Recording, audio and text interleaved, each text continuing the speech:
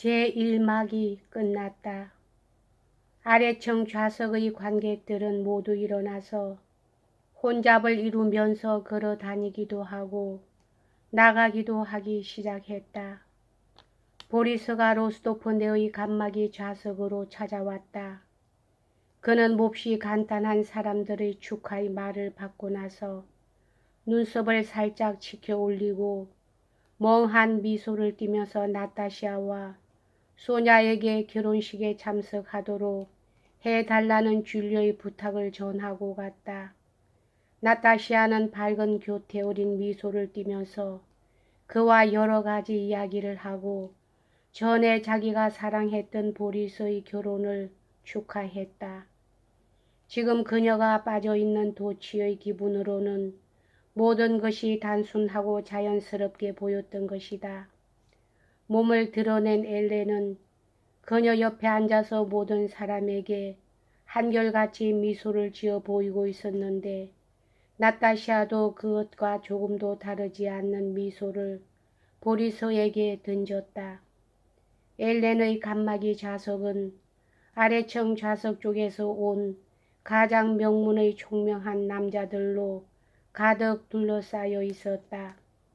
그들은 자기가 그녀와 숙친하다는 것을 앞을 다투어 모든 사람에게 나타내고 싶어 하는 것 같았다. 꾸라기는 이 막간 동안 돌로호프와 같이 무대의 가장자리 앞쪽에 서서 로스토프네 칸막이 좌석을 바라보고 있었다. 나타샤는 그가 자기 이야기를 하는 것을 알고 있었다. 그것이 그녀에게 만족을 주었다. 그녀는 자기의 옆 얼굴이 그녀의 생각에 의하면 가장 자신 있는 모습이었다. 그에게 잘 보이도록 방향을 바꿨다. 제2막이 시작되기 전에 피에르의 모습이 아래층 좌석에 나타났다. 로스토프네는 이번의 상경 이래 아직 한 번도 그를 만나지 못했었다. 그는 침울한 얼굴빛을 하고 있었다.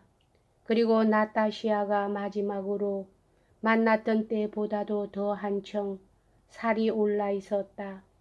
그는 누구에게도 유의하지 않고 맨 앞줄로 쭉 나갔다. 아나톨리는 그 앞으로 다가가서 로스토프네의 칸막이 좌석을 돌아보기도 하고 가리키기도 하면서 무엇인가를 수근수근 이야기하기 시작했다. 피에르는 나타샤를 보자 갑자기 활기를 띠고 의자 사이를 누비면서 부랴부랴 그들의 칸막이 좌석을 향해 왔다. 옆으로 다가오자 그는 팔꿈치를 짚고 싱글벙글하면서 오랫동안 나타샤와 이야기를 했다. 나타샤는 피에르와 이야기하고 있는 동안에 엘렌의 칸막이 좌석에서 남자 목소리가 나는 것을 듣고 왠지 모르게 그것이 꾸라긴이라는 것을 알아챘다. 그녀는 돌아다보고 그의 시선과 마주쳤다. 그는 그의 미소를 짓는 듯한 표정으로 황홀하고 부드러우며 달콤한 눈으로 똑바로 그녀의 눈을 쳐다보고 있었다. 그 눈을 보고 있자 이처럼 가까이 앉아 그 얼굴을 바라보고 더욱이 상대방의 마음에 들고 있다고 굳게 믿으면서도 그 사람과 숙친하지 않다는 것이 이상하게 생각되는 것이었다. 제2막은 기념비가 그려진 장면이며 천에는 달을 상징하는 구멍이 뚫려 있었다. 그리고 푸트라이트의 뚜껑이 열리자 나팔과 콘트라베이스가 저음으로 연주되기 시작하고 좌우에서 검은 망토를 입은 사람들이 많이 쏟아져 나와 손을 휘두르기 시작했다. 손에는 무엇인가 비수 같은 것이 쥐어져 있었다. 또 다른 사람들이 튀어나와 아까는 흰 옷을 지금은 하늘빛 옷의 처녀를 끌고 가려고 했다.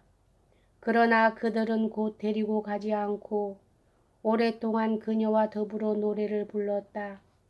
이어코 데리고 가버리자 무대 뒤에서 세 차례쯤 무엇인가 금속성의 것을 두드리는 소리가 났다. 그러자 출연자 모두는 무릎을 꿇고 기도의 노래를 부르기 시작했다. 이 동작은 관객들의 열광적인 환성 때문에 몇 차례인가 중단되었다. 제2막이 계속되는 동안 나타샤는 아래층 좌석 쪽으로 눈길을 돌릴 때마다 의자의 등받이 너머로 한 손을 들이운 채 자기를 바라보고 있는 아나톨리 꾸라긴이 눈에 띄었다. 그가 완전히 자기에게 사로잡혀 있다고 생각하는 것은 나쁜 기분은 아니었지만 설마 그 속에 무엇인가 나쁜 것이 있으리라고는 꿈에도 생각지 않았다. 제2막이 끝났을 때 엘렌은 일어나서 로스토픈의 칸막이 좌석을 돌아보았다. 그녀의 가슴은 완전히 드러나 있었다. 그리고 장갑을 낀 손가락으로 노백작을 불러 자기의 칸막이 좌석으로 들어오는 사람들에게는 주의도 돌리지 않고 상냥하게 미소를 지으면서 이야기하기 시작했다. 저 댁의 어여쁜 따님들을 저한테 소개해 주시지 않겠어요? 하고 그녀는 말했다. 온 모스크바가 두 아가씨의 이야기로 들끓고 있는데도 저는 아직 모르고 있지 뭐예요. 나타샤는 일어나서 요염한 백작 부인 옆에 가 앉았다. 나타샤는 이 아름다운 미인에게서 칭찬을 받은 것이 너무나 기쁘고 흐뭇한 나머지 얼굴을 붉혔다. 저도 이젠 모스크바 사람이 되고 싶어 하고 있어요. 하고 엘렌은 말했다. 아니 정말 당신은 이처럼 진주 같은 분들을 시골에다 파묻어 놓으시고도 어쩌면 양심의 가책을 느끼지도 않으신담. 엘렌은 매력 있는 여자라는 평판을 얻고 있는데 그것은 정말 사실이었다. 그녀는 마음에도 없는 말을 천연스럽게 입에 담을 줄 알고 특히 아주 거침없이 자연스러운 태도로 비위를 맞추는 데 익숙했다. 그러지 마시고 백작, 제발 저한테 따님들을 맡겨주세요. 전 이번에도 그저 잠깐만 있을 생각으로 여기에 왔어요. 당신도 그러시죠. 그러니까 전 따님들을 즐겁게 해드리도록 애써보겠어요. 저는 베테르부르크에 있을 때부터 여러 가지로 당신에 대한 말씀을 듣고 꼭 가까워지기를 바라고 있었어요. 그녀는 타고난 단순하면서도 아름다운 미소를 띄우며 나타샤에게 말했다. 당신 얘기는 제 사환인 드루베스코이한테서도 듣고 있어요. 당신도 들으셨겠지만 그분은 결혼하셔요. 그리고 바깥 주인의 친구이신 볼콘스키, 안드레이 볼콘스키 공작한테서도요. 그녀는 이 말에 특히 힘을 주어 말했다. 그것으로 자기도 두 사람의 관계를 알고 있다는 뜻을 넌지시 비친 것이었다. 그녀는 좀 더 가까이 사귀고 싶으니까 오페라가 끝날 때까지 두 아가씨는 가운데 어느 누구든 자기 칸막이 좌석에 앉혀달라고 간청했다. 그래서 나타샤가 그쪽으로 옮아갔다. 제3막의 무대는 궁전을 나타내고 있었다. 많은 촛불이 타고 있고 턱수염이 있는 기사의 화상들이 쭉 걸려있고 중앙에는 왕과 왕후인 듯한 사람이 서 있었다. 왕은 오른손을 내두르면서 겁에 질린 듯 서투른 가락으로 무엇인가를 노래 부르고 나서 진홍의 옥좌에 앉았다.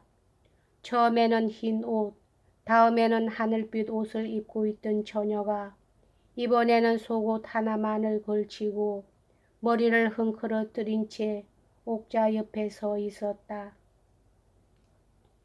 그녀는 황후에게로 얼굴을 돌리면서 무엇인가를 슬프게 노래 부르고 있었지만 왕이 엄하게 손을 내줬자 다리를 드러낸 남녀들이 양쪽에서 나와 모두 함께 춤을 추기 시작했다.